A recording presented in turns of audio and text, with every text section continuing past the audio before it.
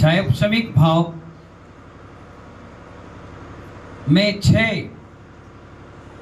प्रकृतियां बिल्कुल क्या हो गई, नष्ट हो चुकी हैं, परंतु जो सम्यक प्रकृति है उसका दोष रहता है। अब आपको लगेगा काय का दोष रहता है? आचार्य कहते हैं इनमें 3 दोष होते हैं। कौन कौन से? एक चल, जोर से बोलिए, चल किस में रहता है? सम्यक प्रकृति में, है ना। कौन से भाव में? छायोपशमिक। ये सारा गुणस्थान की चर्चा मैं आपको बता रहा हूं। तो चल नाम का दोष रहता है, मलिन नाम का दोष होता है और अगाढ़ नाम का दोष रहता है।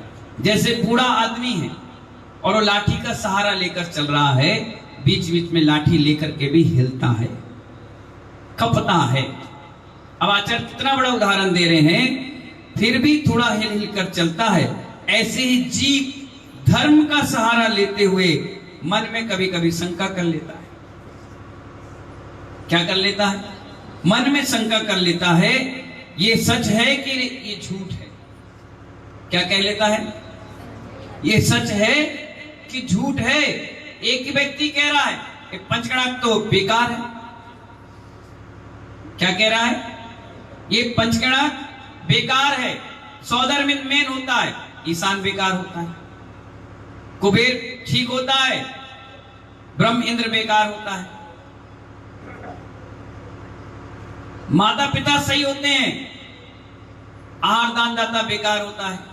मैंने कहा ठीक है, आपका काय का काम है? बोले गाड़ी का। मैंने कहा एक काम करना, इंजन लेना, सिर पे रखना और दौड़ते जाना। बोले क्यों? मैंने कहा इंजन ही तो गाड़ी का मेन हार्ड होता है।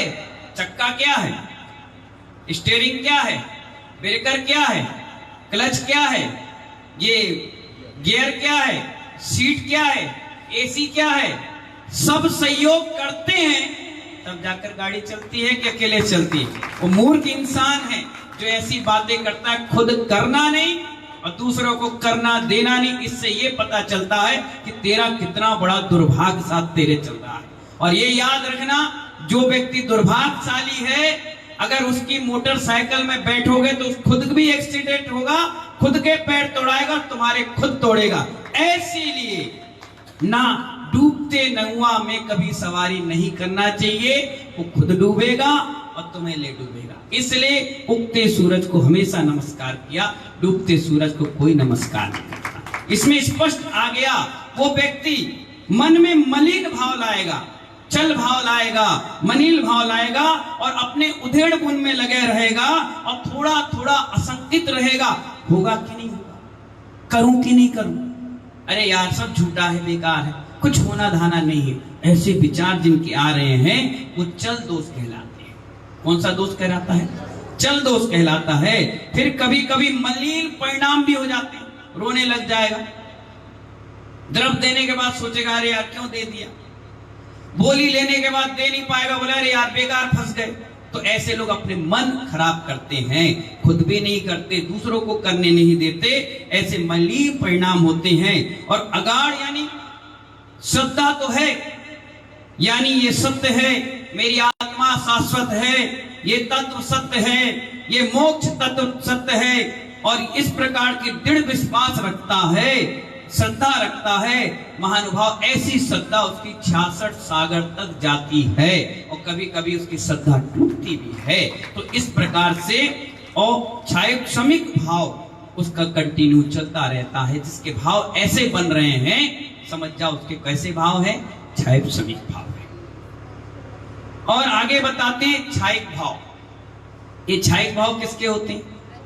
भाव का मतलब विचार जो आपके चल रहे हैं। अभी भी यहाँ बैठे किसी का औदायिक भाव चल रहा है, किसी का औपशमिक भाव चल रहा है, किसी का छायोपशमिक भाव चल रहा है, कोई छायिक भाव वाला है। तो छायिक भाव क्या कह रहे हैं? जैसे शुद्ध पानी मिनरल वाटर का आप बाजार से लेकर आए, गिलास में डाल दिया, गिलास में डालने के बाद उसमें कोई अशुद्धता दिखती है?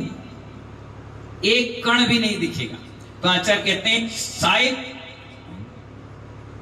छायिक सम्यक दृष्टि जो होते हैं वो तीर्थंकर होते हैं। तीर्थंकरों के भाव छायिक भाव होते हैं। कैसे भाव होते हैं? छायिक भाव होते हैं। भगवान रामचंद्र जी कैसे भाव थे? छायिक भाव थे। भरत चक्रवर्ती छायिक भाव वाले थे। अपन कहते हैं ना छायिक सम्यक दृष्टि जीव, जिसका छायिक भाव चल रहा है वो नियम से महासेन जी मोक्ष जाता है। कौन जाता है? मोक्ष जाता है। आचार्य कहते हैं कोई भी कसाय उत्पन्न हो गई, अगर इनको कसाय भी आ गई तो चारित मोहनी कर्म के उदय से समझो इसमें दर्शन का कोई संबंध नहीं है। भरत बाहुबली में छायिक सम्यक दृष्टि थे, लेकिन दोनों में चारित मोहनी कर्म के उदय से आपस में लड़ मरे। मगर यह चारित मोहनी कर्म का उदय था, उदय भी कैसा था? क्षणिक था, मगर उसी तरह से हो गया जैसे होली के समय व्यक्ति सुबह भांग पीता है और थोड़ी देर में छाछ पी लेता है तो नशा उतर जाता है। दिन भर और 2 दिन 4 दिन 5 दिन नहीं रहता। इसी प्रकार एक छायिक जो भाव है ये क्षणिक होते हैं, थोड़ी देर के लिए आते हैं और चले जाते हैं। जैसे भरत और बाहुबली में था, युद्ध हुआ, दोनों को बैराग हो गया, वो दीक्षा ले गए, वो मोक्ष चले गए। इन्होंने अंतर्मुख में केवल ज्ञान किया, ये मोक्ष चले गए। यानी कोई भी धरती पर बना नहीं रहता, चारित मुनि कर्म के उदय से था। अब आ गया परिणामिक भाव। ये किसके होते हैं? ये होते हैं सिद्ध परमात्मा के। कैसे भाव होते हैं? परिणामिक भाव। ये यानी परिणामिक भाव वाले जीव के ना तो भाव आते हैं और ना पुण्य आते हैं, ना पाप आते हैं, ना आश्रय होता है, ना बंध होता है, कुछ नहीं आते। ये ध्येय है। क्या है? ये ध्येय है, ये सिद्धों में है। वैसे सत्ता में तो हमारी आत्मा में भी यही है। सत्ता में हमारी आत्मा में यही भाव है, लेकिन ध्येय हम कुछ और रखते हैं। हम इसे प्राप्त भी हो चुके हैं। हे जिनेन्द्र भगवान, आप जो प्रामाणिक भाव प्राप्त करे हैं वो हमें प्राप्त हो, इसीलिए हम आपके सानिध्य में आए। स्तुति आदि जो पढ़ते हैं, पूजा पाठ करते हैं, नमोकार मंत्र बोलते हैं, मगर इस सब के पीछे हमारा एक ना एक ध्येय है, आपके प्रामाणिक भाव को प्राप्त करना। इस ग्रंथ में जो 9 पदार्थों का वर्णन है महानुभाव, वो बहुत महत्वपूर्ण है। इस 9 पदार्थों का ज्ञान जिसने कर लिया उसने आत्मा को पहचान लिया। इसलिए 5 भाव औदायिक, जोर से बोलो, पहला कौन सा? औदायिक, औपसमिक, छायोपसमिक, छायिक और परिणामिक भाव। ये 5 भाव पांचों लोगों को होते हैं। अब बैठना और चिंतन करना कि इसमें मैं कौन, मैं कौन हूं, आप कौन है, ये कौन है, ये कौन है, ये क्या है, ये क्यों कर रहा है, ये कैसे किया है, इसके भाव ऐसे खराब हुए, कौन बनेगा, ये आपको खुद पता चल जाएगा। कोई बताने वाला आपको है नहीं। इसलिए महानुभाव खुद परीक्षक और खुद निरीक्षक। इसलिए इन 5 भावों को समझने के बाद आप इस जीव तत्व पर श्रद्धान करेंगे और मोक्ष को प्राप्त करेंगे। इन्हीं मंगल भावनाओं के साथ जय बोलिए आचार्य गुरुवर विराट सागर जी महाराज की।